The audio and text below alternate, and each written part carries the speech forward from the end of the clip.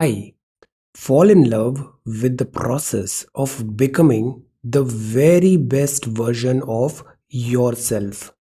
Today is 15th of October 2021. Let us have a quick discussion of all these important topics. Rapid जी के yesterday questions के answers हैं। कश्मीर में saffron cultivation होता है करेवा formation पे। Loktak lake है मणिपुर में। नीलगिरी हिल्स में है Doda Betta peak. 82.5 82 degree 30 minutes है longitude standard meridian of India का। लू गर्म हवाएं चलती है नॉर्दर्न प्लेन्स में ड्यूरिंग समर। डेंड्रेटिक पैटर्न होता है जो रिजेंबल करता है branches of a tree river drainage. आज के सवाल है Umngot river popularly known as Dawki river flows through which state of India. ये river one of the cleanest river of India कहा गया है। Garadi is famous folk dance of which Indian state. India का only active volcano is located in which island. Old alluvial soil deposit से बनती है sediment से। तो जो ओल्ड अलुवियल सॉइल है उसको क्या बोलते हैं? पटकई माउंटेन रेंज है। This is located in which part of India and which is the longest beach in India. So these are 6 questions for today. आज की वोकेबुलरी है बिगाइल। इसका मतलब है something which is very charming और enchant but in a deceptive way. जैसे कल IIP का जो नंबर आया, इन्फ्लेशन के सीपीआई के नंबर आए, नंबर्स अच्छे दिख रहे हैं बट वो डिसेप्टिव है। स्टडी का मतलब होता है ऑफ अ पर्सन और देयर बॉडी जो स्ट्रांगली और सॉलिडली बिल्ट है। सरमाइज का मतलब होता है अंदाजा लगाना। Suppose that something is true without having evidence to confirm it. Hectic schedule है फुल ऑफ इनसेसेंट और फ्रेनेटिक एक्टिविटीज। रेबनीस का मतलब होता है याद दिलाना। Indulge in enjoyable recollection of past events. So these are vocabulary words for today. If you come across any other important word, write down that word along with its meaning in the comment section down below.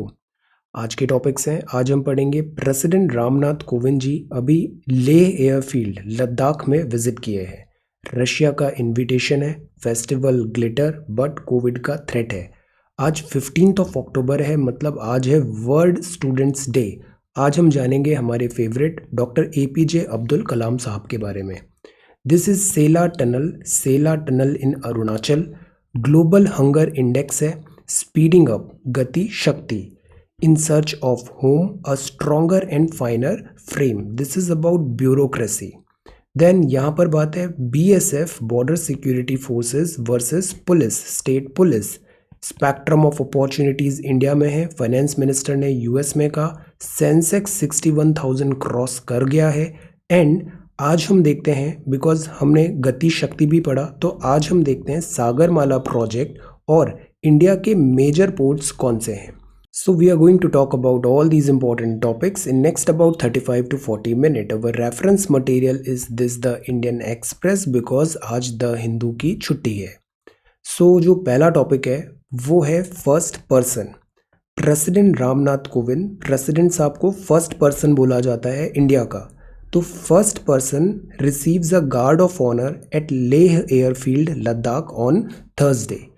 तो ये जो events हो रही है ना, इसका connection China के साथ जो बॉर्डर इश्यूज हैं और जो बॉर्डर में इंफ्रास्ट्रक्चर स्ट्रेंथन करना है, ये सारी इवेंट्स अगर अपन कलेक्टिवली देखें तो दीज ऑल आर लिंक्ड।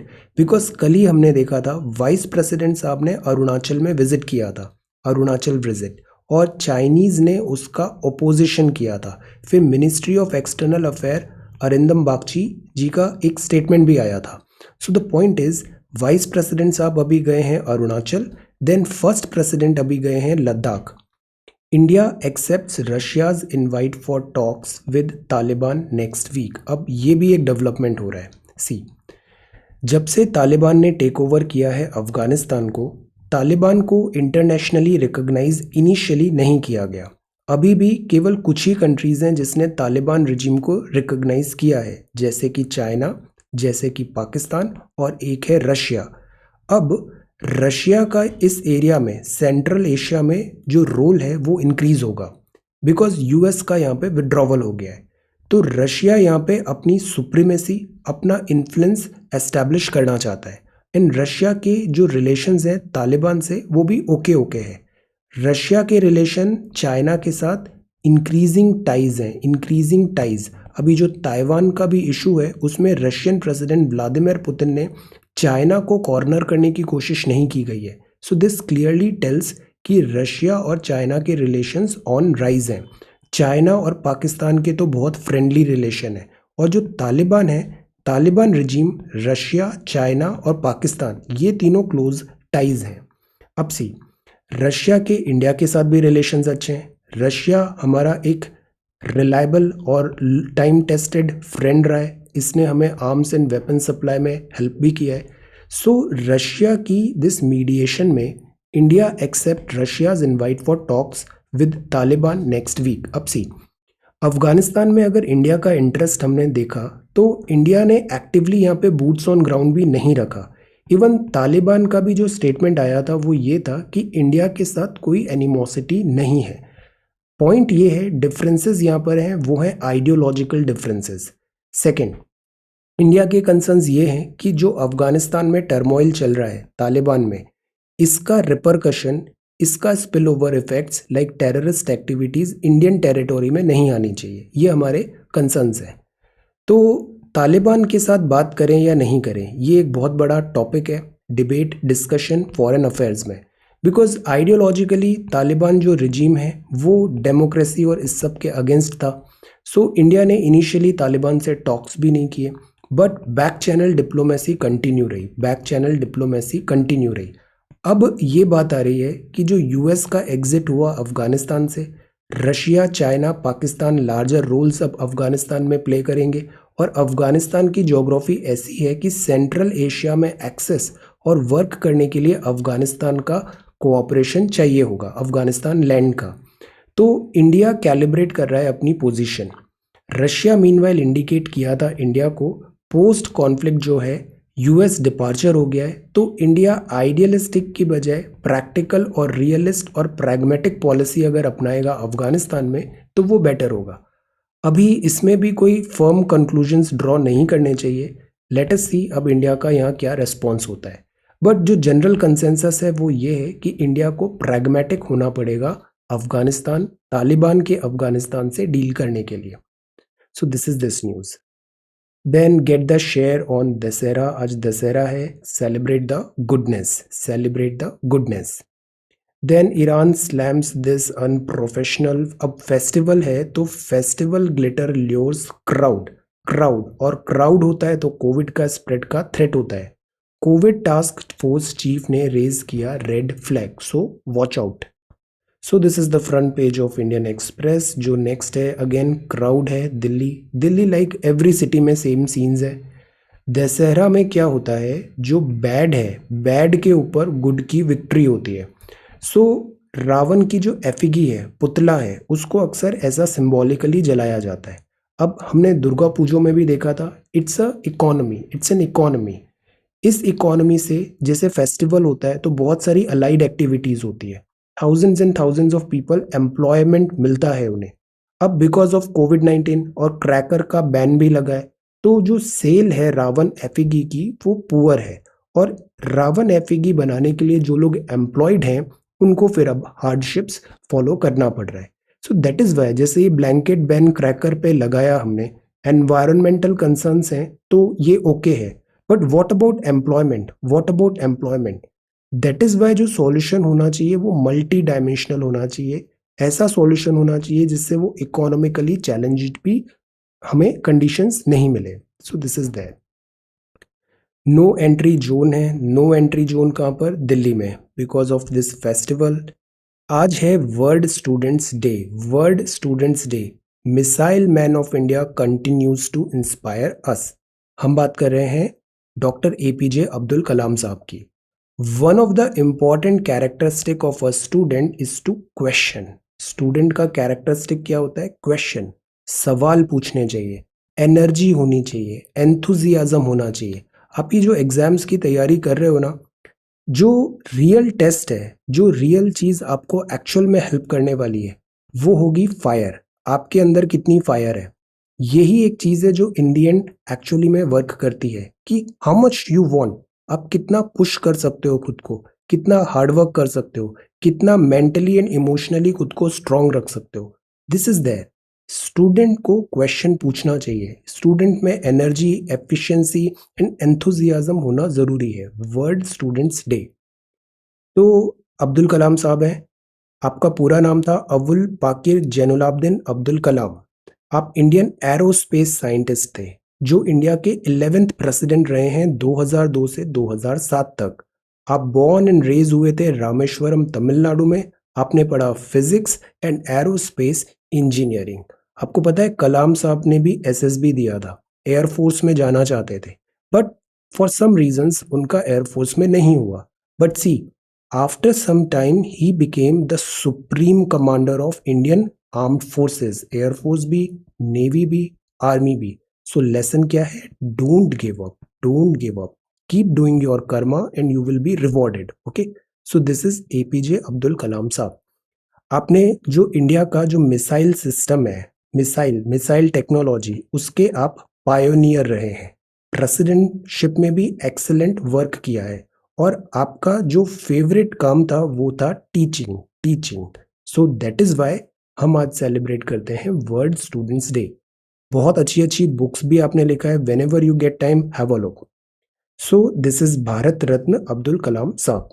तो आज एक ही सवाल देखते हैं हम। आज का सवाल है, prepare a note on the work, life and beliefs of Bharat Ratna doctor APJ Abdul Kalam साहब। ये जो सवाल है ना, जैसे गांधी जी है, गांधी जी की बहुत यूटिलिटी है, गांधी जी की बहुत यूटिलिटी है। ऐसे ही जो अब्दुल कलाम साहब का वर्क है, उनकी लाइफ है, कोट्स हैं, बिलीफ सिस्टम है, एथिक्स है, इसकी भी बहुत यूटिलिटी है। इसको आप हर जगह यूज कर सकते हो। इसको आप GS 1 2 3 4 इवन ऐसे में भी जो आपका वर्क है बहुत ब्यूटीफुली फिट होता है। So that is why this is a very high yielding topic. Prepare this topic well. Prepare this topic well.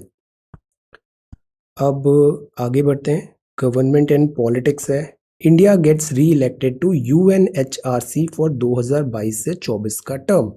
United Nations Human rights Council 3 साल 22 23 24 3 साल के लिए इंडिया फिर से री इलेक्ट हुआ है। This is 6th term. तो अभी 76th UNGA असेंबली हुआ और 18 नए मेंबर सेलेक्ट हुए United Nations Human rights council के। और इंडिया को यूनानिमसली यहाँ पे वोट मिला और इंडिया यहाँ पे जीत गया। सो that is good, this is good. अब ये था 76th। India at UN Geneva, Geneva ने ये ट्वीट किया कि रिकॉर्ड 6th टर्म है ह्यूमन राइट्स काउंसिल का। ओवरवेलमिंग एंडोर्समेंट मिला UN मेंबर स्टेट्स का। कमिटेड है फेलो मेंबर्स के साथ वर्क करने के लिए ग्लोबल लेवल पे ह्यूमन राइट्स के प्रोटेक्शन के लिए। So this is excellent. Before that एक और यहाँ पे न्यूज था। This is about tunnels. Tunnels कहाँ पे? सेला टनल है, वर्क ऑन ट्रैक। पिछले कुछ टाइम से जैसे हमने देखा ना, चाइना इंफ्रास्ट्रक्चर रैपिडली बिल्ड कर रहा है बॉर्डर पे, तो इंडिया भी हिमालयन स्टेट्स में infrastructure, roads, tunnels, access, logistics, इनकी काम कर रहा है।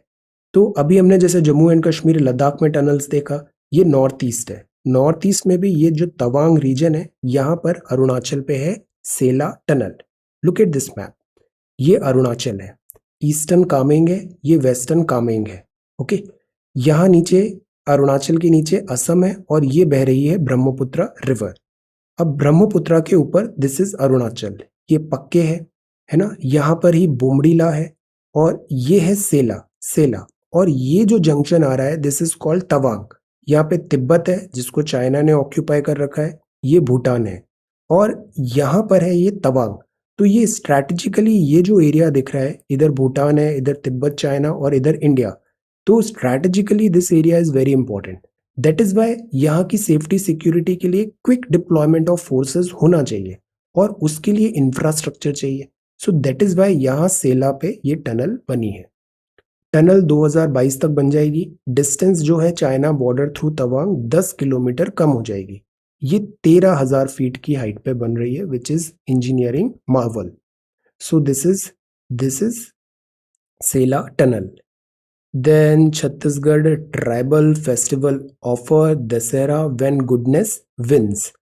Then this is WHO expert group new pathogens and अभी फिर से ये बात चल रही है कोविड का ओरिजिन कैसे हुआ, इसके रूट्स को फाइंड आउट करना चाहिए हमें। ये एडिटोरियल है। फर्स्ट एडिटोरियल है स्पीडिंग अप। कल हमने काफ़ी डिटेल में बात किया था गति शक्ति का। गति शक्ति is very very important because infrastructure जब बिल्ट होता है तो उसका मल्टीप्लायर इफेक्ट होता है। इंफ्रा बनेगा तो ओवरऑल इकोनॉमी में बेनिफिट्स ट्रिकल डाउन होते हैं। तो गति शक्ति का मतलब ही ये है कि स्पीडी इंफ्रा बनाना है। Speedy infra work in progress से वर्क इन पेस। तो इसमें डिजिटल प्लेटफॉर्म भी है ताकि ब्यूरोक्रेटिक सिलोज ओवरकम हो, कोऑपरेशन हो डिफरेंट मिनिस्ट्रीज का एटसेट्रा। इंटीग्रेट करेंगे road, railway, airport, multi modal connectivity होगी, लास्ट माइल कनेक्टिविटी होगी। रेंज ऑफ इंफ्रास्ट्रक्चर प्रोजेक्ट्स भी हैं जैसे कि भारतमाला। इससे रिलेटेड अभी पोर्ट लेड डेवलपमेंट है तो हम 14 मेजर पोर्ट्स भी आगे देखते हैं।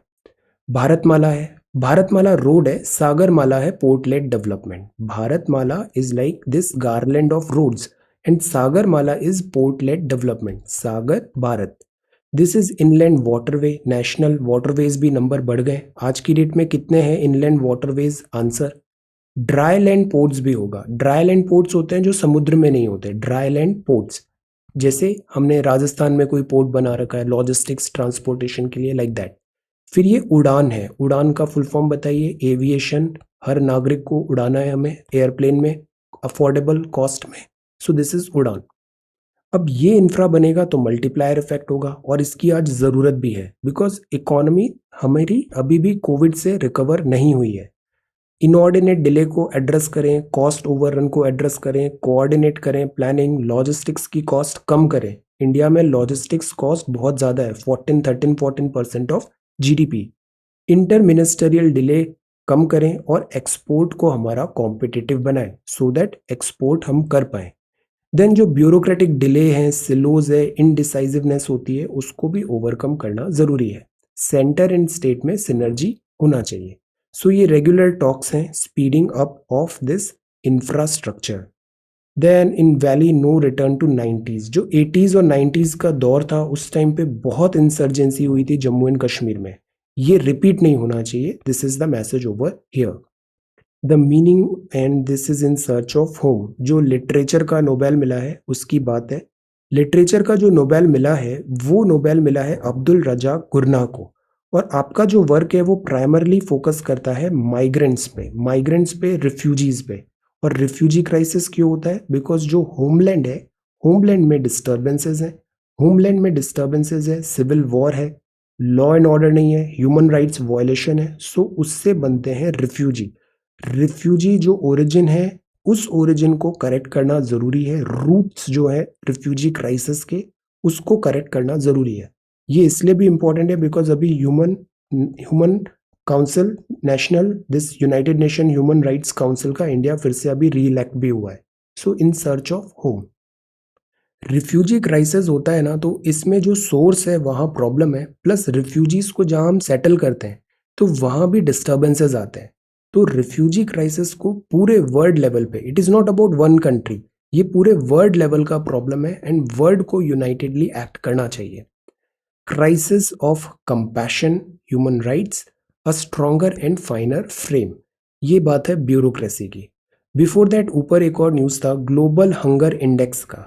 इंडिया स्लिप हो गया है रैंक 101। पिछले कुछ टाइम से हमने हंगर के बारे में बहुत बात किया है। कल हमने एग्रो डाइवर्सिटी भी कहा था, फूड एंड दिस एग्रीकल्चर। अभी कुछ ही टाइम पहले पोषण के बारे में भी हमने पढ़ा था। मिड डे मील स्कीम में प्री प्राइमरी जो है उन बच्चों को भी इंक्लूड किया जाएगा बिकॉज ग्लोबल हंगर इंडेक्स में ये रियलिटी है। इंडिया पहले ही अच्छा नहीं कर रहा था, कोविड हो गया तो रैंक और स्लिप हो गई। हालत इतनी खराब है कि हम पाकिस्तान और बांग्लादेश से भी पीछे हैं। 101 rank. GHI score is calculated on 4 indicator. 4 indicator होते हैं। अंडर नरिशमेंट, चाइल्ड वेस्टिंग, मतलब जो खाना है वो नरिश्ड नहीं है, अंडर नरिशमेंट, चाइल्ड वेस्टिंग है। Share of children under the age of 5 who are wasted, wasted मतलब who have low weight for their height, और ये रिफ्लेक्ट कर रहा है acute undernourishment, undernutrition. तो पहला हुआ अंडर नरिश्ड, दूसरा हुआ वेस्टिंग। वेस्टिंग मतलब हाइट नहीं बढ़ रही है, वेट फॉर देयर हाइट नहीं है, लो वेट है फॉर देयर हाइट। स्टंटिंग का मतलब है under the age of 5 who have low height for their age. तो वेस्टिंग मतलब वजन कम है और स्टंटिंग मतलब हाइट कम है। तो low height for their age reflecting chronic undernutrition. और चौथा फैक्टर है मोर्टेलिटी। मोर्टेलिटी मतलब rate of children under the age of 5 जो डाई। सो ये चार इंडिकेटर है, पहला अंडर नरिशमेंट, दूसरा चाइल्ड वेस्टिंग, तीसरा चाइल्ड स्टंटिंग और चौथा है चाइल्ड मोर्टेलिटी। ये चार फैक्टर्स के से बनता है दिस हंगर इंडेक्स, और इंडिया का रैंक आया है 101 विच इज़ वेरी पुअर। अब गति शक्ति जो हमने पढ़ा, तो गति शक्ति से रिलेटेड था इन सर्च ऑफ होम। गति शक्ति से रिलेटेड था स्ट्रॉन्गर एंड फाइनर फ्रेम। ये बात है ब्यूरोक्रेसी। बिकॉज गति शक्ति में ये भी बताया गया कि इंडिया में डिसीजंस नहीं ले पाते हैं, और स्पेशली जो ब्यूरोक्रेसी है उस पर ये ब्लेम लगता है कि ब्यूरोक्रेसी ऑल्दो स्टील फ्रेम है, बट इस स्टील फ्रेम में रस्ट लग रहा है, काम नहीं करती है, बहुत स्लो है, रेड टेपिज्म है और डिसीजन मेकिंग नहीं है। तो ये जो आर्टिकल लिखा है वो लिखा है मिस्टर श्रीवत्स कृष्णा ने। आप आईएएस ऑफिसर हैं, व्यूज़ आर पर्सनल, बट जो व्यूज़ हैं कुछ बहुत अच्छे पॉइंट्स दिए हैं कि ब्यूरोक्रेसी को ना जस्ट लाइक दैट ब्लेम करना भी करेक्ट नहीं है। ब्यूरोक्रेसी का जो मॉडल है, जिस स्टाइल पे हमारी ब्यूरोक्रेसी चलती है, उसमें there is no doubt reforms की ज़रूरत है। बिकॉज ये ना कॉलोनियल इरा का रेलिक नज़र आता है। Bureaucracy unlike the private sector एक क्रीचर है कॉन्स्टिट्यूशन का, bound by multiple rules, laws and procedure. तो जैसे रूल होंगे, जैसा लॉ होगा, जैसा प्रोसीजर होगा, ब्यूरोक्रेसी अकॉर्डिंगली काम करेगी। तो ब्यूरोक्रेसी को ब्लेम करने के बजाय ये जो रूल्स हैं, लॉज हैं, प्रोसीजर्स हैं, इधर रिवैम्प ज़रूरी है। बहुत सारे ये जो नियम हैं ये एक्सपायरी डेट के हैं। जो तरीका है वो आज से 100 साल पहले फिट होता था, 50 ईयर्स पहले फिट होता था। 2021 में इस तरीके से काम करने का कोई भी लॉजिक नहीं है, बट फिर भी काम वैसे ही हो रहा है, तो ऑब्वियसली रिजल्ट्स भी हैम्पर होंगे।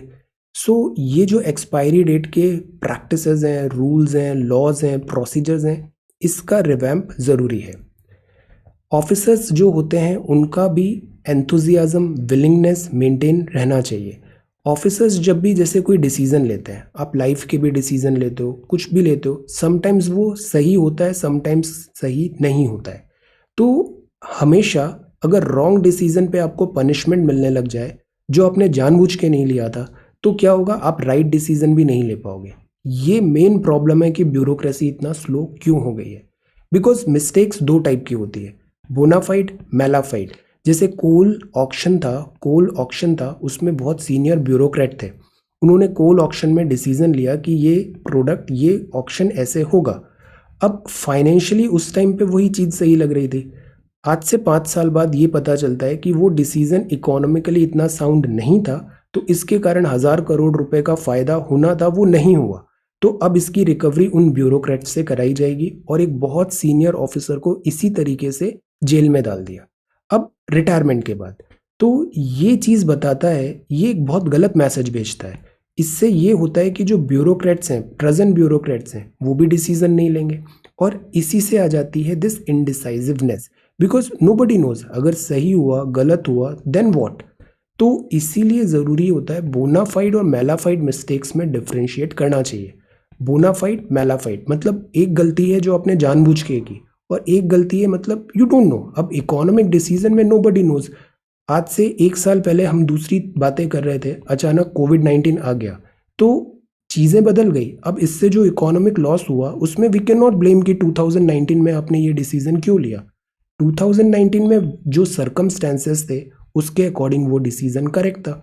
2021 में, 2020 में कोविड आ गया, तो डिफरेंसेस आ गए।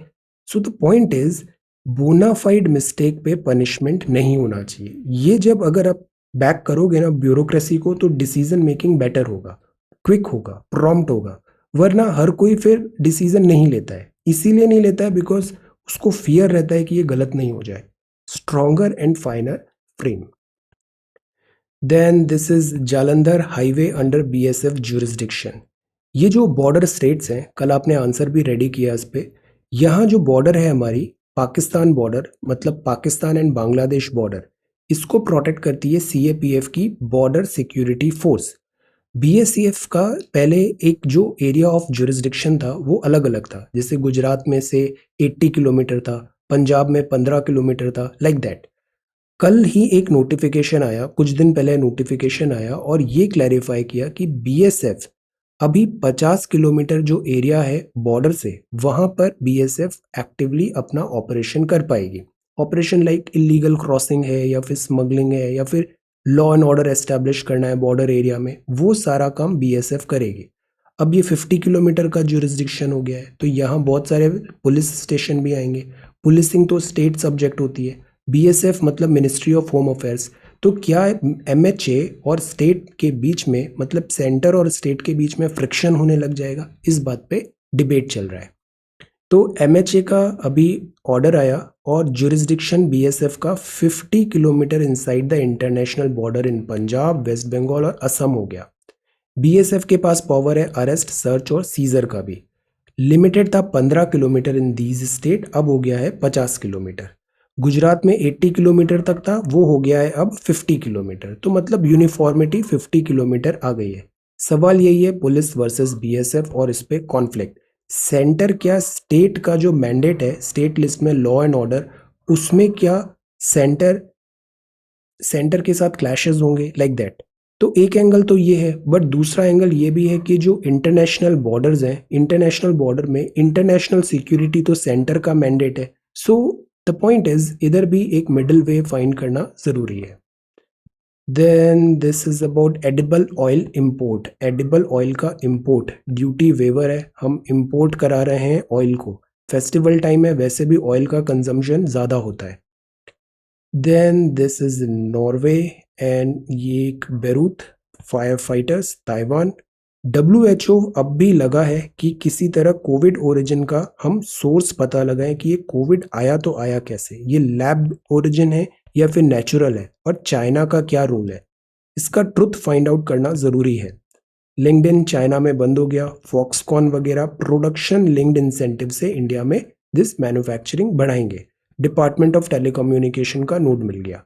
पीएलआई ये स्कीम क्यों है? मैन्युफैक्चरिंग इंडिया में, इंडियन टेरिटोरी में आप प्रोडक्शन करो, आपको बेनिफिट्स मिलेंगे। ये है प्रोडक्शन लिंक्ड इंसेंटिव। तो इलेक्ट्रॉनिक्स और बहुत सारे दूसरे सेक्टर्स हैं, सबको इनवाइट किया जा रहा है प्रोडक्शन इंडिया में करें, मैन्युफैक्चरिंग बेस को बढ़ाएं। ऑनलाइन रिटेलर्स ग्रोथ बताए, सेंसेक्स क्रेजी हो गया है, 61,300 पे चल रहा है अभी, फेस्टिव मूड। और फाइनेंस मिनिस्टर अभी यूएस में है। India offers spectrum of opportunities, India में इन्वेस्टमेंट करिए। स्पोर्ट्स में ये एक अच्छा ऑब्जर्वेशन है, यूजुअली जो इंडियंस पहले एथलीट्स होते थे वो उनको इतना स्ट्रांग नहीं माना जाता था, बट अभी जो आ रहे हैं एथलीट्स पिछले कुछ टाइम से, वो फिटर हैं, टॉलर हैं और काफ़ी प्रोफेशनलिज्म दिखा रहे हैं एथलीट्स में। और ये अच्छी बात है, strength and weakness of Indian athletes, ये अच्छा है। एथलीट्स जैसे अभी जेवलिन हुआ, नीरज चोपड़ा, तो इससे बहुत सारे नए जो है नेक्स्ट जनरेशन वो इंस्पिरेशन लेगी, तो फ्यूचर इज लुकिंग ब्राइट। बाकी आईपीएल है। सो this is the Indian express. Quickly हम देखते हैं दिस, जैसे सागरमाला है, सागरमाला मतलब पोर्ट लेड डेवलपमेंट। तो लुक एट हियर, ये जो राज्य हैं, ये राज्य हैं हमारे coastal states. Coastal states, India की टोटल जो कोस्टल है वो अराउंड 7500 किलोमीटर की है, लक्षद्वीप और अंडमान निकोबार इंक्लूडेड। ये सारे हैं हमारे कोस्टल स्टेट्स। यहाँ पर इंपॉर्टेंट पोर्ट्स हैं, पोर्ट्स को बंदरगाह बोलते हैं, तो पोर्ट्स हैं यहाँ पे। अब पोर्ट्स जो होते हैं उधर भी हायरार्की चलती है। सेंटर के पास जो एडमिनिस्ट्रेशन पे है वो कहलाते हैं मेजर पोर्ट्स, और जो राज्य के पास है वो दूसरे पोर्ट्स होते हैं। तो इट इज़ नॉट अबाउट कितना ज़्यादा वहाँ पे वर्क है या फिर कितना ज़्यादा वहाँ पे शिपमेंट हो रहा है, नहीं। जो पोर्ट है मेजर माइनर जो होगा वो होगा बेस्ड ऑन एडमिनिस्ट्रेशन, कि उसका एडमिनिस्ट्रेशन सेंटर कर रहा है या स्टेट कर रहा है। सेंटर कर रहा है तो वो कहलाएगा मेजर पोर्ट। तो ये कुछ मेजर पोर्ट्स हैं, जैसे कर्नाटका का मैंगलोर, आयरन ओर एक्सपोर्ट्स को ये डील करता है। गोवा का मोर्मुगांव, ये एस्चुरी ऑफ रिवर जुआरी पे है।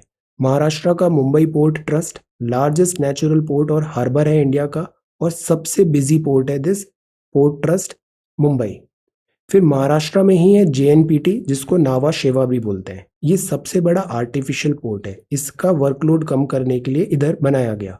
लार्जेस्ट कंटेनर पोर्ट है इंडिया का। उड़ीसा में पारादीप है, नेचुरल हार्बर है, एक्सपोर्ट ऑफ आयरन और एल्यूमिनियम होता है। तमिलनाडु में तुतिकोरिन है, ये फर्टिलाइजर और पेट्रोकेमिकल प्रोडक्ट पे है। ये जो तुतिकोरिन है ये ईस्टर्न कोस्ट का है या वेस्टर्न कोस्ट का है? आंसर तुतिकोरिन। देन तमिलनाडु में ही चेन्नई है, ये आर्टिफिशियल सेकंड बिजिएस्ट पोर्ट है। केरला में कोची है, ये वेम्बानंद लेक के पास में है। एक्सपोर्ट होता है spices and salts, because Kerala है स्पाइसेस एंड सॉल्ट। तमिलनाडु में ही एन्नौर है, फर्स्ट कॉर्पोरेटाइज्ड पोर्ट है ये। वेस्ट बंगाल में कोलकाता में है, रिवराइन पोर्ट है, हुगली रिवर सिचुएटेड है हुगली रिवर पे, और इसको डायमंड हार्बर भी है। गुजरात में ही कांदला है, ये टाइडल पोर्ट है। ट्रेड फ्री जोन भी बनाया गया है इसे, वॉल्यूम ऑफ कार्गो सबसे ज्यादा यहाँ पर है कांदला। देन एक है विशाखापट्टनम में, आंध्रा में, ये डीपेस्ट पोर्ट है। आयरन और जापान जाता है। एमिनिटीज है, बिल्डिंग फिक्सिंग ऑफ शिप्स भी यहाँ पर अवेलेबल है। Visakhapatnam very important. Then Bay of Bengal Port Blair भी है, अंडमान एंड निकोबार, यहाँ पर भी शिप फ्लाइट कनेक्टेड मेनलैंड के लिए ये वर्क करता है। Between two international shipping lines है, सऊदी अरेबिया, यूएस, सिंगापुर का। तो जो स्ट्रैटेजिकली ये है ना, सेफ्टी, सिक्योरिटी और strategic, geostrategic point of view से Port Blair is very important. तो ये जो है ना, ये सारे के सारे आते हैं मिनिस्ट्री ऑफ शिपिंग के अंदर, तो इसको बोले जाता है मेजर पोर्ट। तो ये तो 13 थे, अभी एक और पोर्ट आया, उसका नाम है वाधवान। यूनियन कैबिनेट ने इन प्रिंसिपल अप्रूवल दे दिया है। वाधवान नियर दहानू इन महाराष्ट्र, तो महाराष्ट्र में एक पोर्ट और आ रहा है, this is 14th major port. So these are ports of India. Okay. So today we talked about ports of India, BSF and police, border security forces.